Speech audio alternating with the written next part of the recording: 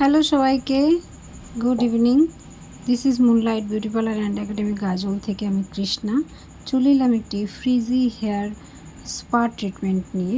ফ্রিজি hair actually curly হেয়ারে বেশিরভাগ দেখা যায়, কারণ কার্লি হেয়ার ড্রাই ড্যামেজ হলে চট করে কোম পাস করা যায় না, যে জট অবস্থায় চলে আসে তখন তাকে ফ্রিজি হেয়ার বলে।